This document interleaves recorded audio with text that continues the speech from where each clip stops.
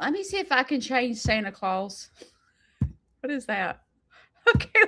How about a gingerbread man or a turkey? Judy, you need to come. Oh, Judy, you really need to come off the pocketbook and pay for happy holidays. Well, it is Valentine's Day, so we'll leave it on happy holidays. Okay, if you're just following me and you're wondering why all these, I'm on an app called StreamYard and you have to pay for it. And if you don't pay for it, you have to use their little things that's free. And unfortunately, it's holiday crap that's already passed. But when you're a cheap butt like me and you're just trying to pay for your farm, you have to cut back. And so to cut back, I had to let go of the subscription. It was $88 a month for me to go live on 2 platforms. Well, we deal with holiday things because I'm cheap, because my animals need to eat. So, thank you for joining me. All right. Good morning, guys. I'm laughing at myself. So, yesterday, I had a friend come over, and she has been in theater her whole life, and she is helping me with my summer reading program. If you're just joining me and you don't know what I'm talking about, I am probably a different type of channel, because most farm homesteading channels, they're not open to the public and things like that. Okay? They're more like just documenting their life and filming, their life, and they probably have this quiet place where no one comes to visit their house. And then there's me that's open to the public. And I am I don't know if this is the right word, but it's like I'm in survival mode. Because what happens is when you start homesteading, your goal is to do just that, to homestead, to grow your own food, to raise your own animals. That's what you desire to do. Back when COVID hit, it was so popular to get chickens so you could get eggs, because eggs were so expensive. So people started becoming interested in homesteading, because it was like when COVID hit and you realized, oh gosh, the grocery stores are closing. What are we going to do? What are we going to do for food? Everything's closed. It was a big scare to our society because we had never been faced with that before. So all of a sudden, people are starting to homestead because the fear of not being able to feed your family was so raw and real at that time. Well, when COVID hit, none of us went to work. That's never happened to any of us. We all had to sit home. And if we went out in public, we had to wear a mask. So what happened was people that were homesteaders, that were YouTubers, their views started going way high because people were like, okay, how do they do it? How do you raise a garden? They were trying to learn how to grow their own garden because families were in fear of not being able to eat during COVID. Well, where was I going with this? It sucks being in menopause and ADHD because you're headed down a path talking, and then all of a sudden, this brain of yours just forgets. It like just totally forgets what you're talking about. And then you're like, you sit here like a dodo going, well, it just escaped me and I have no idea what I was talking about. Can you relate? Oh, God. Dear Jesus, be with me. I'll figure out what I was talking about in a minute. So I'm just going to keep talking. So basically, uh, I'm in survival mode, which means every single farmer is trying to figure out how to pay for what they love. Every single artist is trying to figure out how to make it big so they can do what they love. They love to dance. Well, people tell you, oh, you can't make it in the dance world. You'll go broke. You can go to New York, but you're only as good as the Broadway show that you get in. Because when the Broadway show's over, you no longer have a job. You know, it's like hard. I just I relate farming to the world of arts. An artist, you know, they're only good for that painting and then they have no money. You know, it's like it's hard to find your place in this world when you're farming and when you're in the arts world. It's just difficult because you want to make money at doing what you love. It's like my niece. I'm going to talk about her cuz she's let me talk about her before. She her passion and her desire is to do something with dogs. She was on the Olympic team for dog agility, but like the likelihood of her making enough money to live on her own, doing dog agility and training dogs and breeding dogs, the likelihood of her living by herself, I grabbed the wrong makeup, living by herself, paying her own bills is slim to none. Farming. The likelihood of Sneed's Farmhouse surviving without Shane is slim to none. It has to be a hobby because unfortunately, when you're dealing with animals, it's so expensive. So it's like I'm in survival mode. I'm just trying to make it to day to day. So therefore, I'm not paying for StreamYard. So we have happy holidays. Okay, that's not what I'm talking about today. I got on a side tangent. Sorry. Sorry.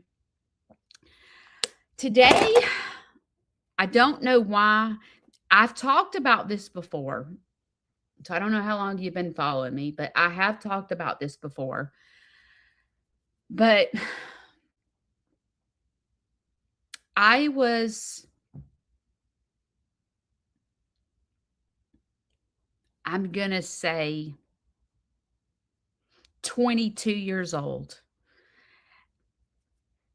And I applied for a job at Blue Cross Blue Shield. And I don't even know why I applied there. I don't know if someone told me, a friend told me. I don't remember. But I applied for Blue Cross Blue Shield. And this is a pre-marriage, pre having kids. I was like 22 years old. And I remember exactly how much I made when I was pregnant with Corbin. So I was working at Blue Cross when I was 22. I was still working there when I was 26. So I worked there. I think I worked there about 7 or 8 years. And so, you know how when you get a baby, you have a baby book? Well, I wrote down how much money I made when I was pregnant with him. And I made $8.78. And let me tell you, when I was 22 years old and I got that job making $8.78 plus bonuses, girl, I was the bomb.com. I thought I was a dang millionaire because that was a lot of money when I was 22. Okay. I don't know what minimum wage was when I was 22, but 8.78, you in, girl, you are making some bank. You are loaded. Well, when I got that job, I remember I went to my mom because I was loaded, right? But was I living at home? I got married when I was 23. So maybe I had worked there for a year, maybe. I don't know. But my mom really didn't help me work on my credit or nothing. Like I did my kids. When my kids turned 17 years old, we went to Belk and we got a credit card. And I began to teach them how to manage a credit card because I said, there's going to be a day where you're going to need to get an apartment and you're going to need credit. So we're starting today to work on your credit. So I would go and let them buy a shirt and then we'd pay it off after we got our money. My mom didn't do any of that with me. She didn't work on my credit. So I think like when I was 23, I didn't really have that much credit because I'd never bought anything. So I remember going to her and there was this car. I wanted a new car because I was rich and I made a lot of money. And I wanted a Honda Prelude, 2-door, sunroof, 4-wheel steering. They call it white. That car was beautiful. And I was rich and I wanted a car. My mom was like, "Are you sure you want a car payment?" I'm like, "Mom, I can afford it. I'm making bonuses. I'm rich." But my mom had a co-sign with me to get that car.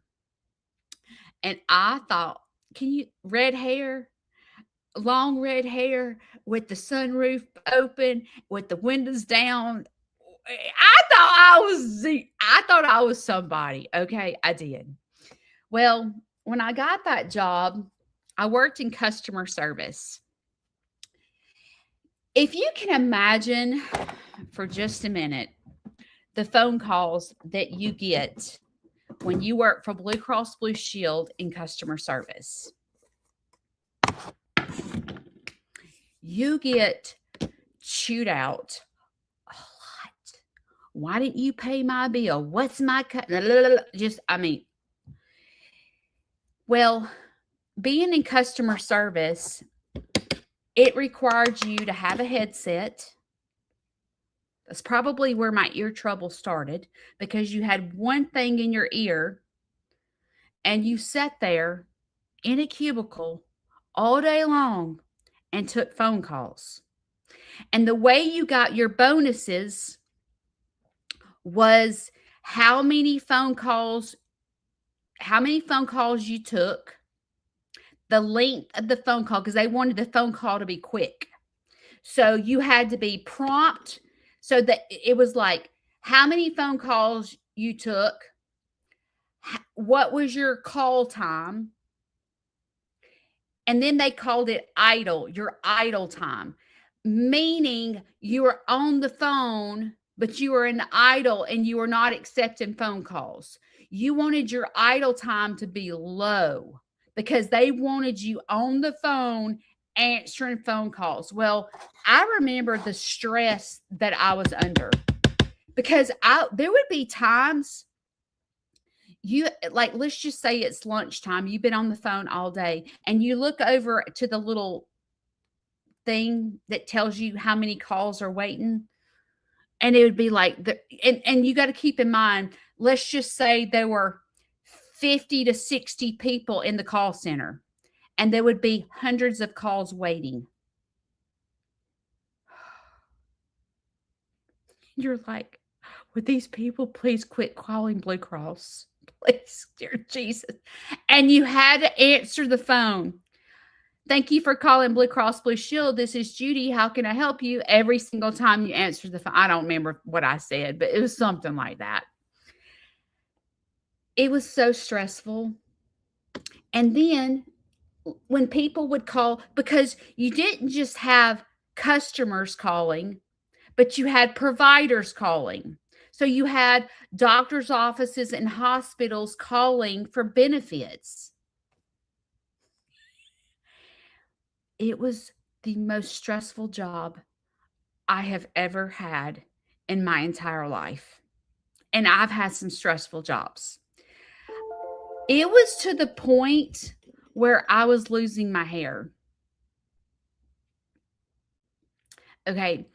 And then on top of that, when you're trying to work any job, okay, and you have mental health issues, it is hard to be 100% at work when you're like not 100% in this brain of yours.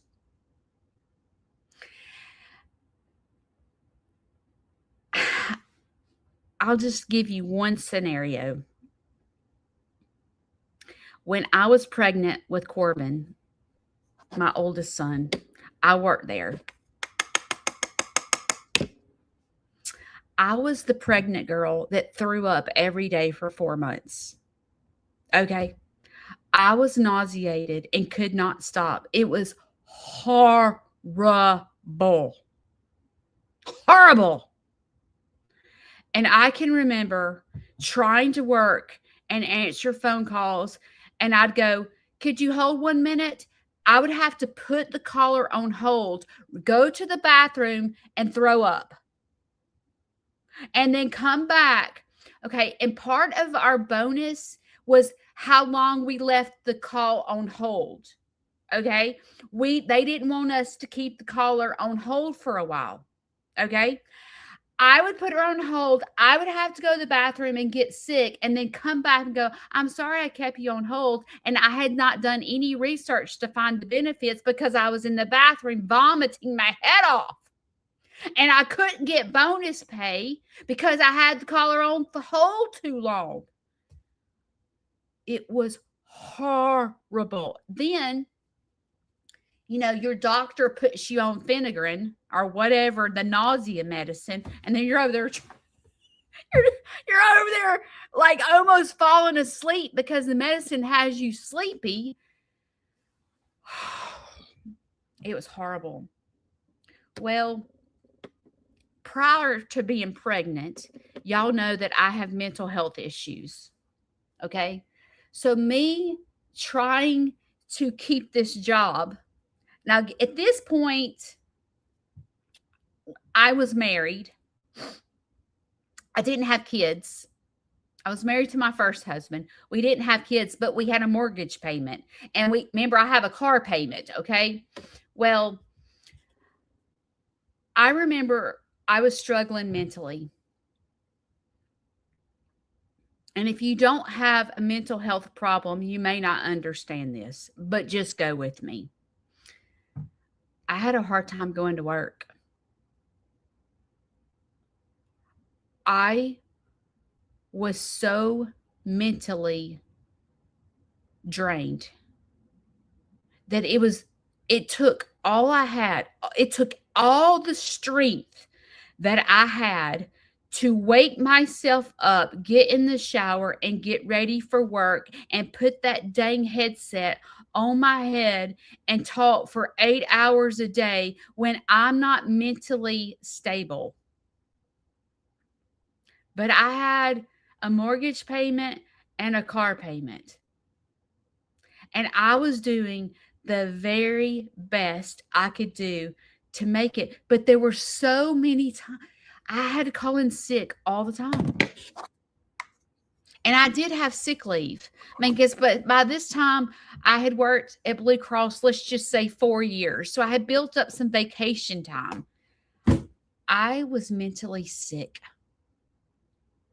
And it was taking everything in my power to go to work. Well, because I was the girl that never was consistent going to work, what happened with my coworkers? They started talking about me. Wonder if she's going to show up today. Oh gosh, she's diagnosed herself with some kind of illness. She's not going to be at work for 3 days. You know, people, my coworkers started talking bad about me. And some of them would do it to my face. And it was like there were times when I walked into the door and all eyes were on me, and I could tell that I had been talked about because the whole room would go quiet when I walked into the door. And I felt embarrassed. Why ain't you been at work for 3 days? What's wrong with you? You know, but there was this one guy. He was funny, but he was very outspoken. And he would embarrass you in front of the whole entire department about me not going to work.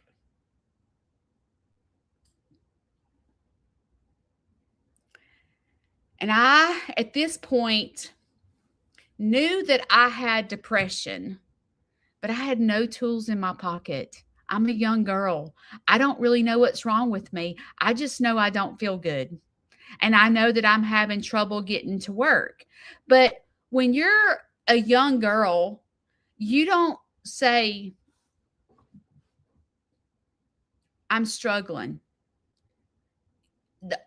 You don't know how to say I'm struggling mentally. The only thing you know is I don't feel good. When you have mental problems that are not being addressed, all you know is I don't feel good. My stomach hurts. I have a headache. My back hurts. Because when you have mental health problems that are not being treated, everything in you hurts. Everything from your teeth to your eyes to your head to your feet. All you know is I don't feel good. And you don't know how to properly communicate. My eyes are watering like crazy. You just don't know you feel good. And so when you don't feel good, you don't feel like going to work. But you don't understand what's going on. You just know you don't feel good. So you go to the doctor and you say, something's not right. I don't feel good. My stomach's hurting. And then what'll end up happening is they'll start running tests on you. And your numbers start skyrocketing. I mean your numbers. Your bills start skyrocketing because you have copays and MRI, X-ray and everything. And it gets you even more depressed because they can't find out what's wrong with you. And it messes with you even more mentally when you're like, dude, my stomach is killing me. I have diarrhea. I'm nauseated. I can't get up and go to work. My stomach is killing me. And they're like, well, we've done a ultrasound. We've done a CAT scan. We've done MRIs. I've sent you to a specialist. All I can tell you is I can't find anything wrong with you. And you are so depressed because you're like, my stomach is killing me. I can't go to work. And they're like, have you seen a psychiatrist? What the flip? Psychiatrist? My stomach's hurting. It has nothing to do with this brain of mine. Like, what do you mean? It will offend you big time when they tell you that you're mental. They're like, I'm wondering if this is stress that's causing your diarrhea and your headaches and your stomach to hurt. There's no way that this can cause a stomach ache. That literally makes no sense. And you come home and you're mad. And then it just adds to the mental illness because they start telling you that you're mentally ill. You need to go to a psychiatrist because your dang stomach hurts. Well, the behavior of not being able to get up to go to work happened a lot. At this point, I am seeing a psychiatrist because I realize, no, let me back up. Remember, I told you in high school I had mental illness problems and I was in the hospital. I graduated high school in the hospital.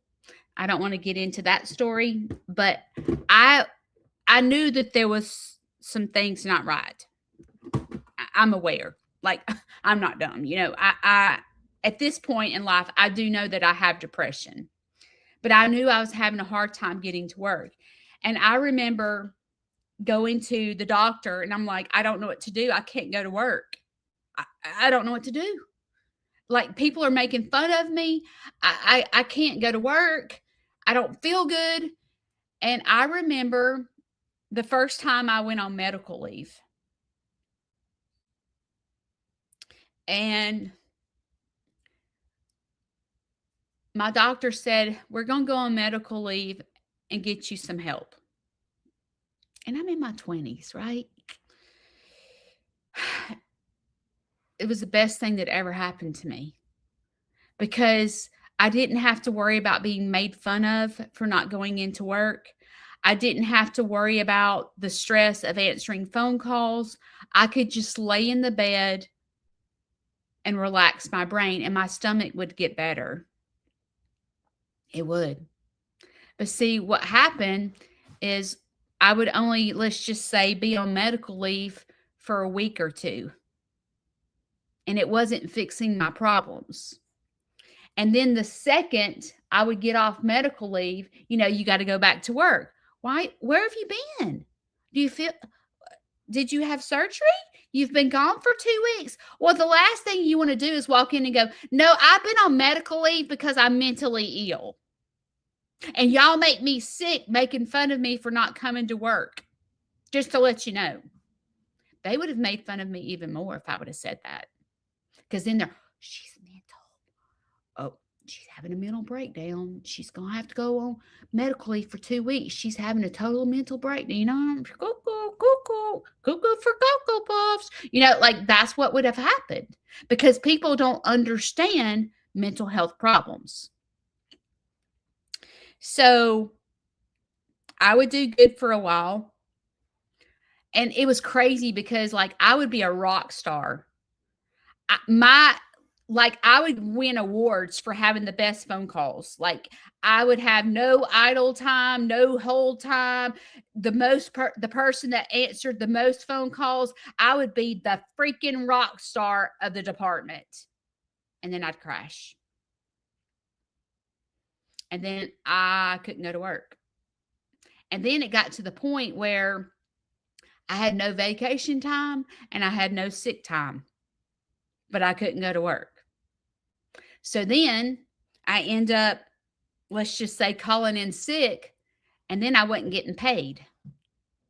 So what would happen to my mortgage and my car payment? I'm not getting paid. So then I start getting behind on my bills, and it begins to affect my credit.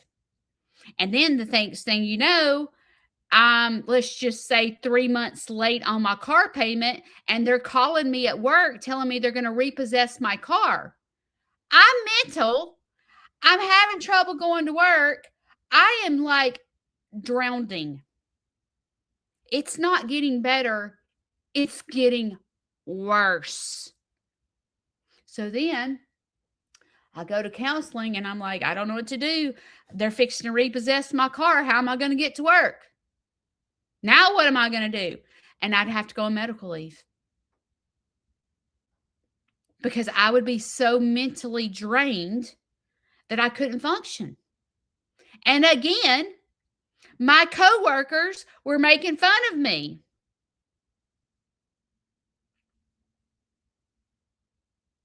And you don't feel all warm and fuzzy inside when people at work don't understand what's happening because I don't, it's very obvious I had mental health issues because I would be, like I said, a rock star and then I would crash.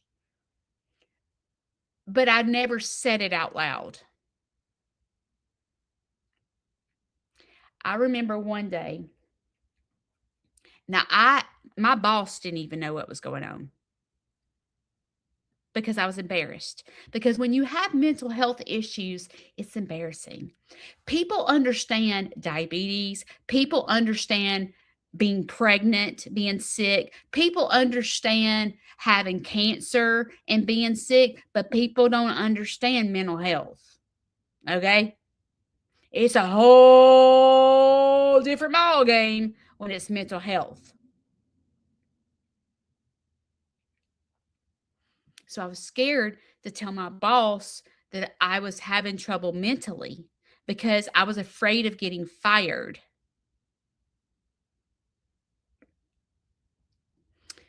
I remember one day, mm, mm, mm, I will never forget this day. I had, I really am going to go get a sponge for tears. Really am. So this works, just to let you know, this sponge works really good for tears. Don't get a tissue because a tissue is going to mess your makeup up. Just, like blot when you start crying, just kind of blot it. Like, this is no longer a makeup sponge. This is a tear getter. Okay. Works so good. Okay. So, anyway, I had been struggling going to work. Again, my coworkers made fun of me. I'm sitting in my desk and I'm mentally messed up trying to take phone calls. My boss, her name was Jane Halsey. I remember her name, everything. Okay. I'm sitting at work one day. I'm sitting at work one day. She comes up to me.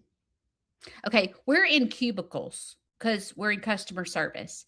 So when your boss comes up to your cubicle, everybody can hear you, right? Because it's not a closed room. So she come up to me. She was like, "Oh, Judy, you decided to come to work today. You know what? That's great." And all the coworkers are laughing. I'm sitting there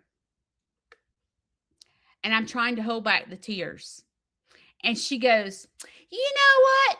Because you showed up to work today, I'm going to award you with a gift. I'll be right back." And all my coworkers are laughing. I'm sitting in my cubicle about to, like, trying not to cry. My heart is like racing. My stomach makes me feel like I want to throw up. My head is like pounding at this point. I am humiliated.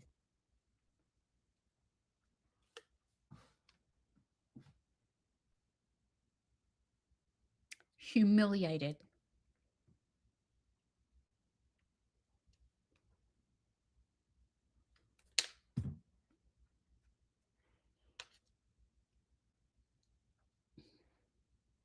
My boss comes back with a present and makes me open it in front of all of the people that were in my little row of cubicles. I have to open this present because I showed up to work.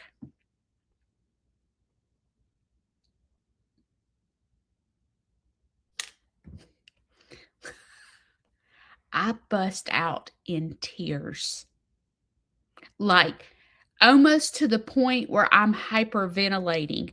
I am bawling my eyes out. And my boss stopped in her dead tracks and she goes, "Can I see you in my office?"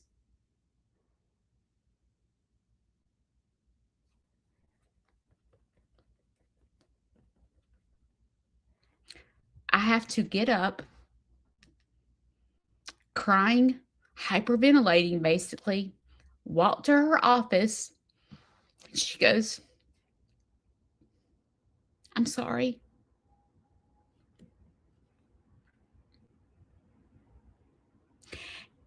You can see I was 23 years I was 23. I don't know why I try to put on makeup talking about mental health. I was 23 years old, sitting in our office, trying to figure out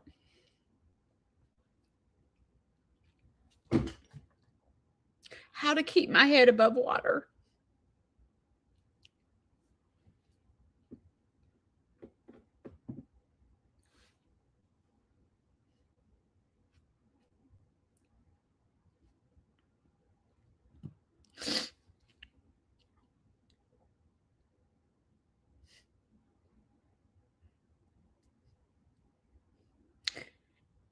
And I ended up leaving that day because I was humiliated. I think my boss learned a lesson that day. She did feel bad about it. I mean, I guarantee you, if I called her on the phone right now and go, "Do you remember the time that you?" I guarantee you, she would say yes. I remember it because she felt really bad. She did. She was a very sweet boss, but she didn't understand mental health. But I didn't either. I didn't know how to describe what was going on with me. It's embarrassing going, I don't know what's going on, but I'm just trying to survive. My car's about to be repossessed. I'm now in foreclosure with my house. I can't go to work. My husband's on drugs. Yeah, that was happening too. I don't know what to do.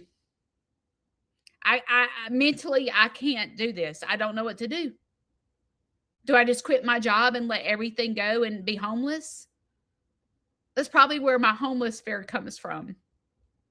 Do I just give up because I can't take care of myself financially because I can't go to work? I don't know what to do. I don't know what to do.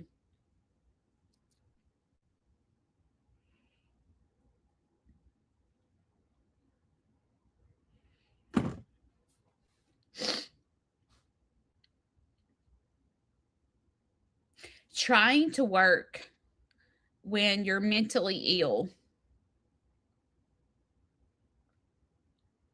is difficult.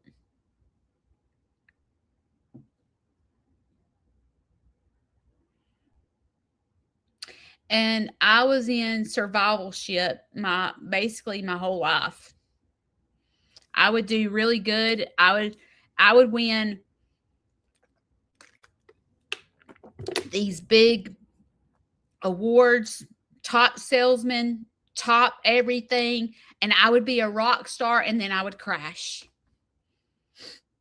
And then it was like I was getting written up for not coming to work.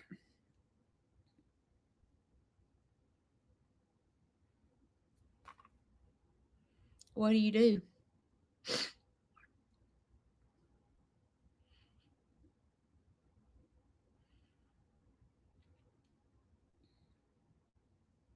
My whole life was like that.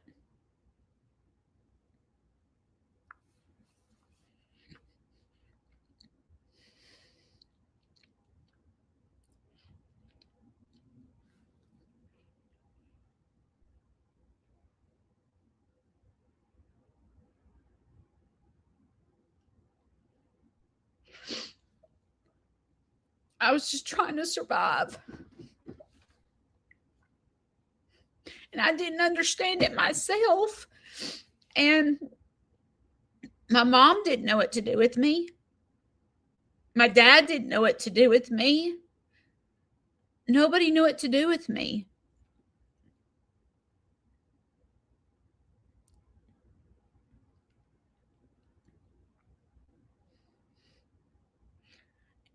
And when you're mentally strong willed like me, And I'm an entrepreneur.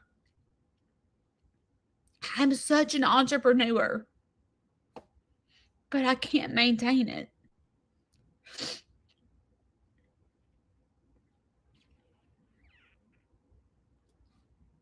I can sell myself, I can get a job, I can do it, but I can't maintain it. It's embarrassing. It's embarrassing.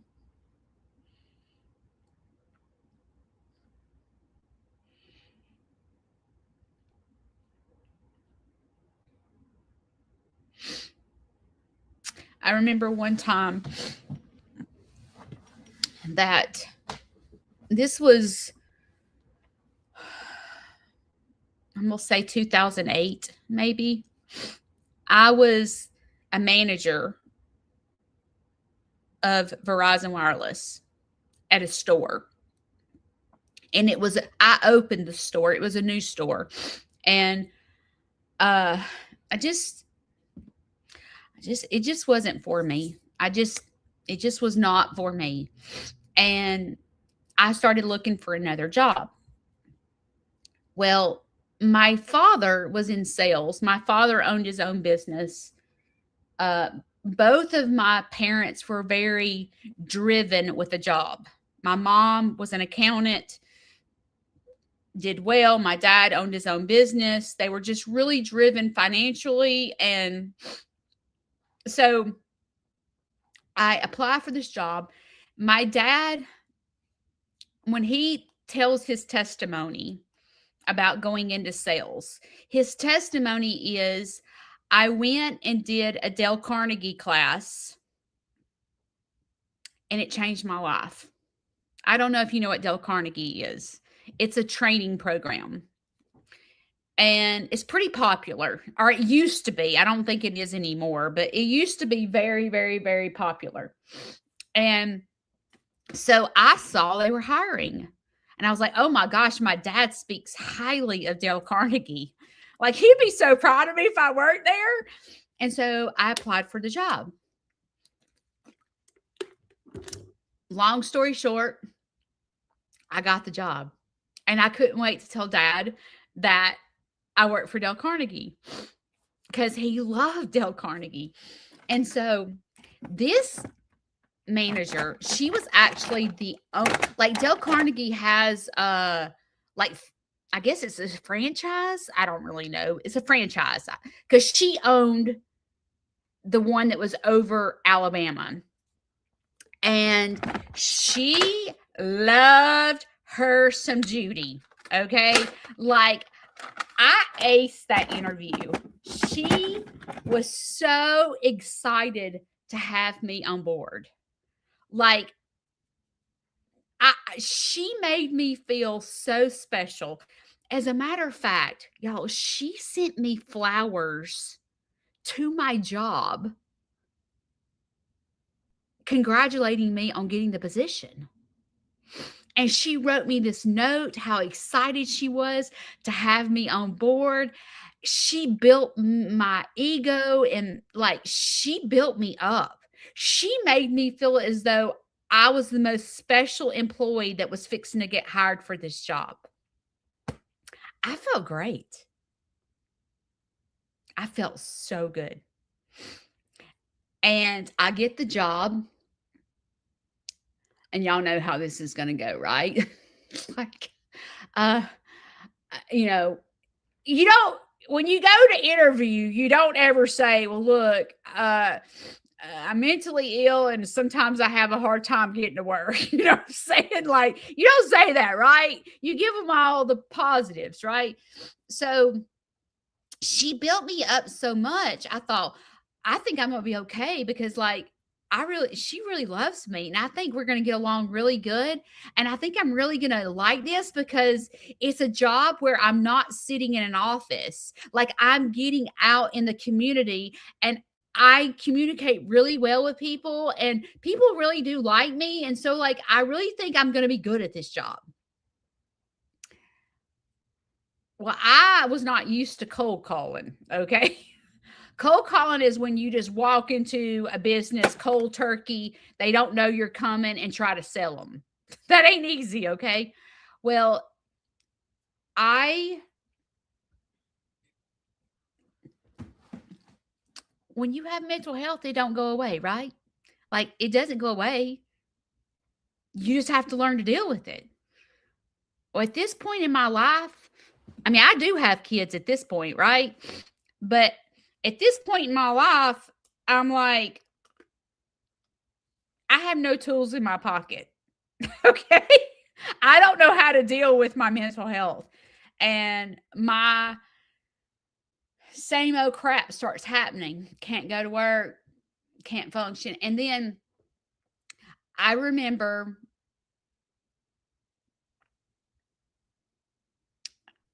same old crap started happening. I remember her husband came into my office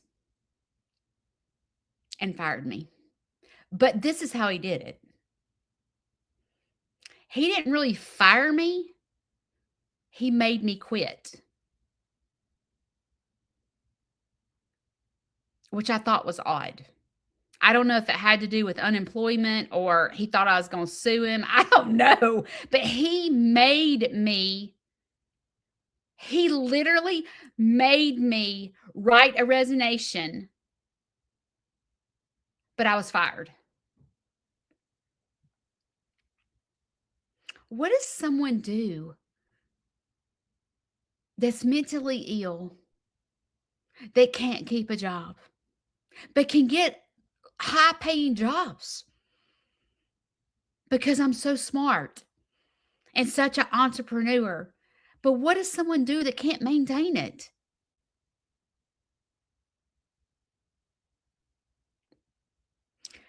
I struggled my entire life.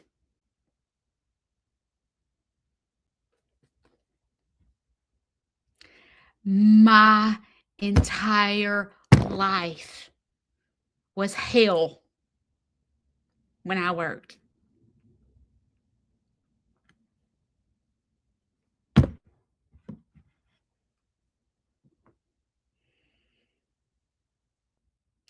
And if you're someone that can't relate to me, you can imagine, like, I don't know, if you had gone through a death and it's hard to go to work after your mama died, or you and your spouse went through a divorce and then you have to get up and go to work, how difficult it was.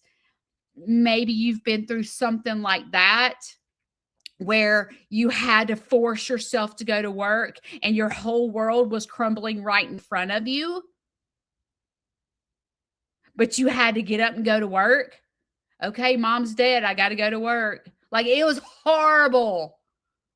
It was horrible.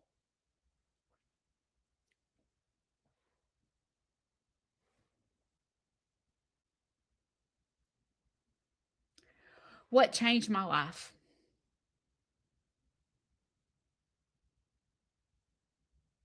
What changed my life? Where did my life start making the turn for the better?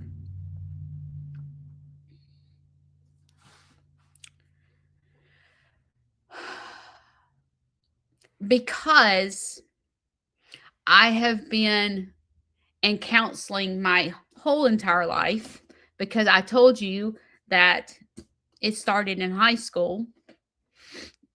I had been with a counselor. I started therapy 2010 when my husband left me. I was devastated when he left me.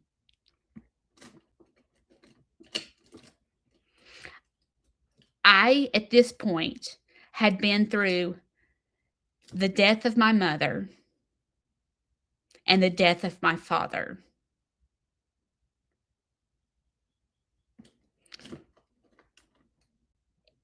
And my husband leaving me was 10 times worse than the death of my mom and my dad. Because what ended up happening which I've talked about this before, and I'm not going to go into details, but he left me. He left me. I have my children. He left me. I'm in a 6,500 square foot house with nothing. I mean, I did work, but I was left with nothing. And he walked out the door for another woman.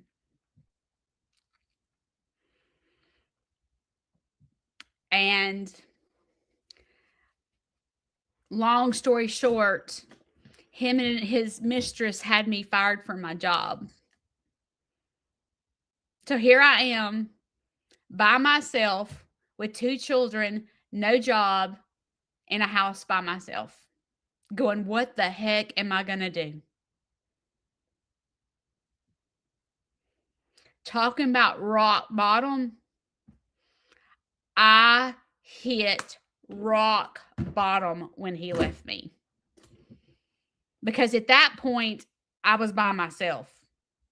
And I'm thinking, oh, dear Jesus, I can't even keep a job. And I've got 2 children to take care of. And he just walked out the door. And what am I going to do? I hit rock bottom. So I landed myself in counseling.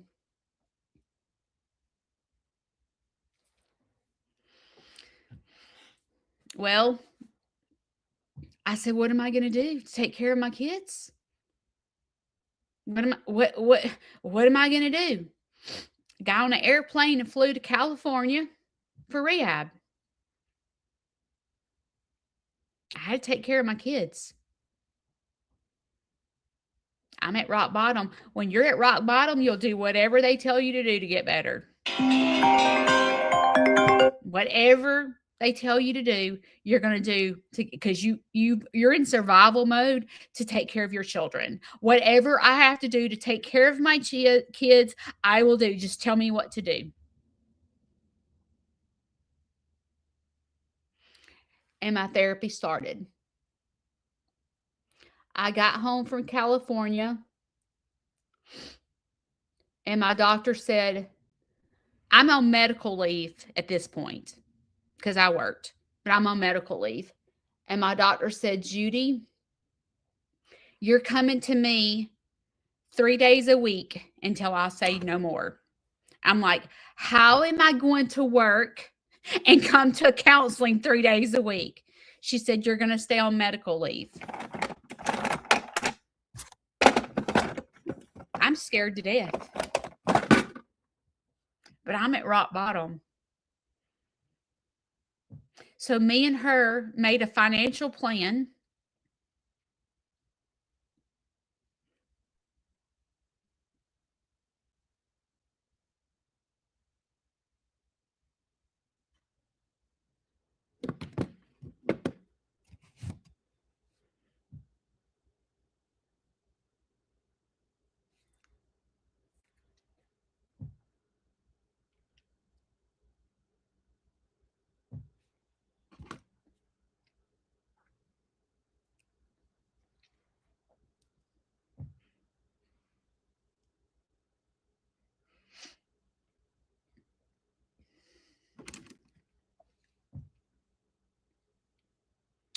And she said, Judy,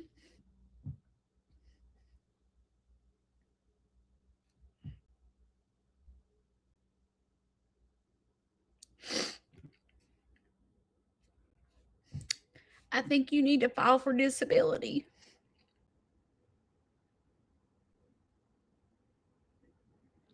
What?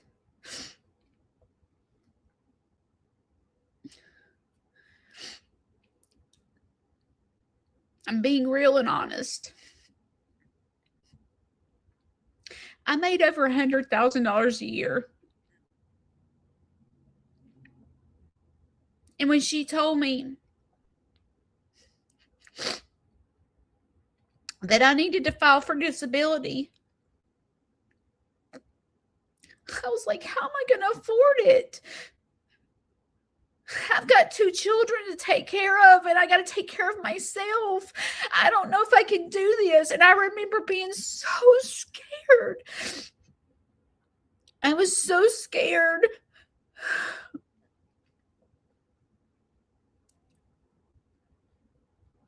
I was embarrassed. I was scared. I was overwhelmed. My husband left me. At this point, I had gotten fired from my job and I had already gotten another job. Okay. And I had been on that job for a year.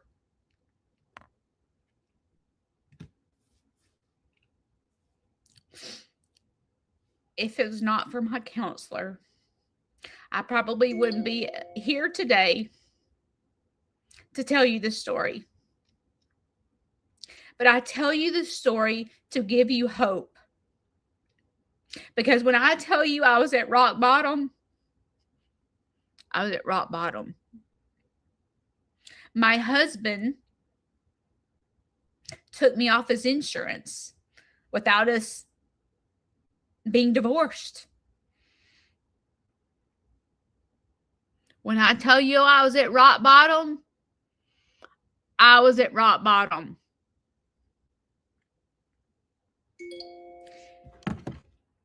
And my counselor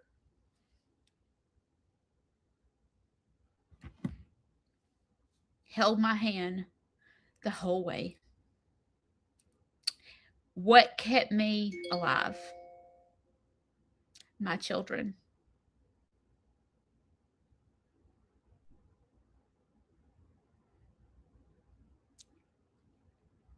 My children.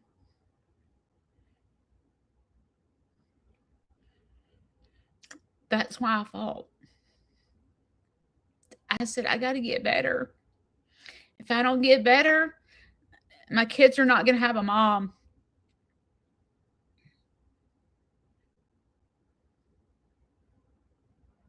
So I did everything she told me to do. I went to counseling 3 days a week for 2 solid years.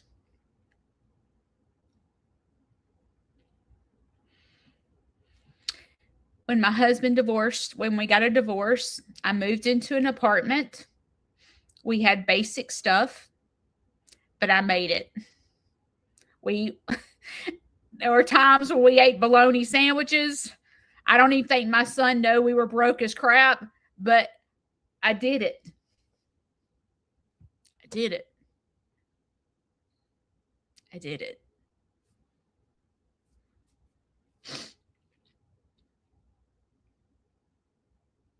And I'm here today to tell about it.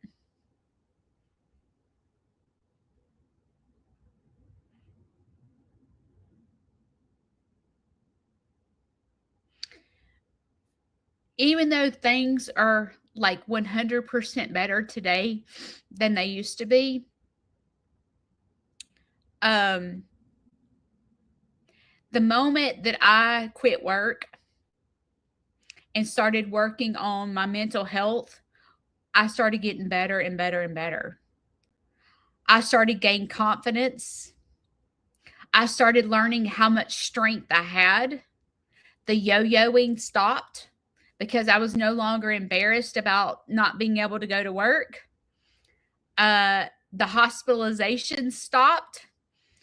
I started becoming happy. I started becoming content. I started running after a life that I never knew I wanted. Then 2 years later, I meet Shane. I got this farm and my life started totally changing. Doesn't mean that there's days I don't struggle, because I do.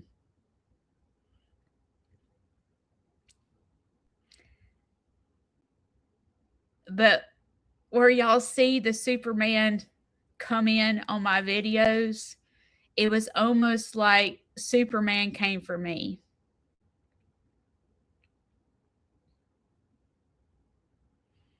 because he accepts me for who I am. And I wouldn't have Sneed's Farmhouse if it wasn't for Shane. But I will tell you that I couldn't run Sneed's Farmhouse without you. Because it's a lot of money.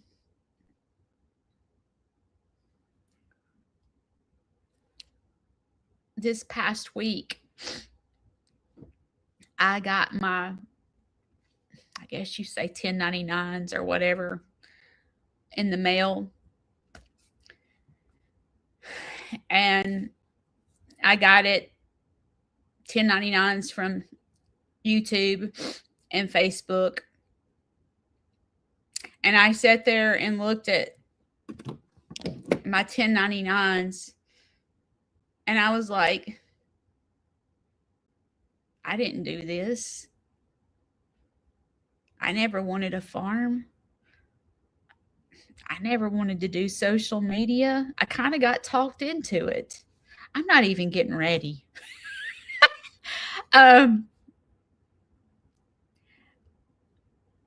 Y'all helped me pay for my feed to keep the farm going.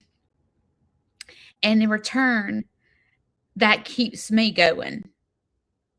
Sharing my story is hard. It's embarrassing sometimes.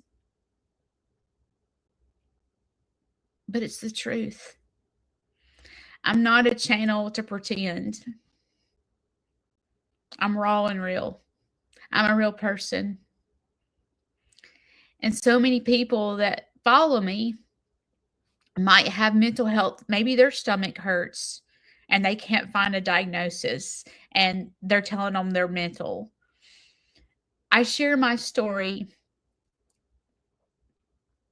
because I feel like God leads me to this. Because so many people suffer with depression and anxiety and mental health. And I want to be a voice to let you know that when you see my YouTube videos and you think I'm lucky, or I have what I have, I don't know, Shane gave it to me. No.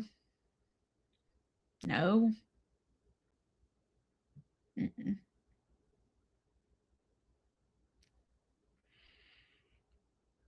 I ran after recovery is what happened.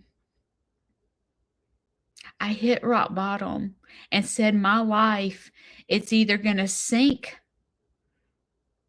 or it's going to swim. What am I going to do? And that's where the choice came from. Are you going to sit it out? Or are you going to dance? Your children need you, Judy. They need a mother. They need a stable mother. And I provided that for them.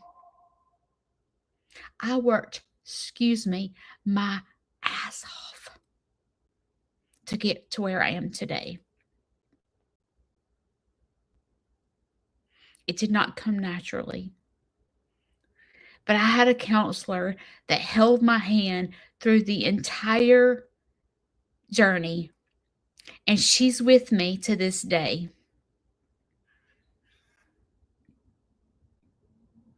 And I still am running after recovery.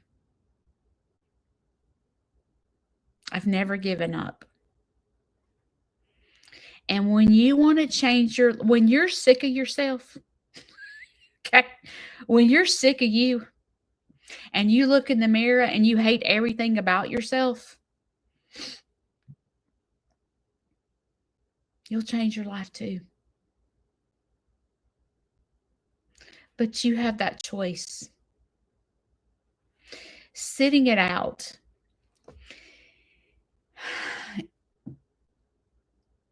is continuing to spin out of control.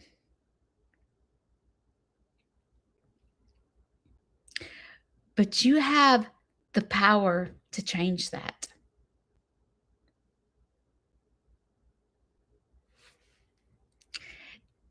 Dancing is putting one foot in front of the other and getting to where you need to be. I don't normally, I'm careful about what I say about religion. Because if you don't have a personal relationship with God, you don't understand the faith and the trust that you put in Him to know that everything's going to be okay. To get there, to get to where you need to be, is about balance. I did not start spiritually, I started mentally. In order to find balance, the first thing you have to do is run after recovery. You've got to fix your mental health before you can truly understand what it's like to have a relationship with God or your higher power. You're not going to understand if you don't have the mental capacity to understand. So, the first thing I did was work on myself mentally. I had to make some hard decisions to do that. The second thing I did was run after my spiritual health, because I knew that I could not do this by myself. I knew that there was a man that created me that knew my brain better than me. And I had to put my trust and faith in someone that was not me, someone that made me and understands me. So I worked on myself mentally, I worked on myself spiritually, and then I started work on myself physically and emotionally. And that created the balance to get to where I am today.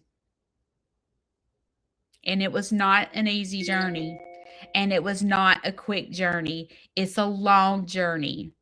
It's something that I have to do the rest of my life, because I could quickly go back to where I was. But you have that choice. You can be me. So, what are you going to do? Are you going to sit it out? Are you going to dance? And I hope you dance. I will see y'all next week. Bye.